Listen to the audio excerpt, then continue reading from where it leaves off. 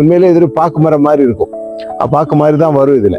ஆனா அதுல அந்த பழைய இலைகள் எல்லாம் இருக்கிறத நம்ம மாற்றும் போது புதுசான இலைகள் வர்றதுக்காக வாய்ப்புகள் வந்துட்டு இருக்கும். ஸோ அப்பதான் அது வளர்ச்சி அடையும், இல்லைன்னா வளர்ச்சி அடையாது. அதுக்கு ஏற்ற மாதிரி அது பலன் கொடுக்கும். அதே மாதிரி நம்ம மனசுலையும் இருக்கிற அழுக்குகள் எல்லாம் மாத்திக்கிட்டு அதுல நல்ல நல்ல சிந்தனைகள் கொண்டு போடும் போது ஆட்டோமேட்டிக்கா அது வளர்ச்சி அடையும், நம்மளோட வாழ்க்கையும் வளர்ச்சி அடையும்.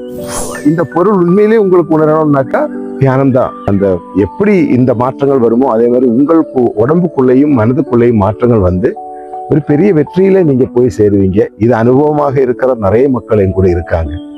அவங்க அது வாழ்க்கையில அனுபவிச்சு சந்தோஷமாக இருக்கிறது பார்க்கும்போது நானே ரொம்ப மகிழ்ச்சியா இருக்கேன். எல்லாரும் கேட்கறாங்க, நீங்க இப்படி ஹாப்பியா சிரிச்சு புன்னகையோட எப்பவுமே இருக்கீங்க.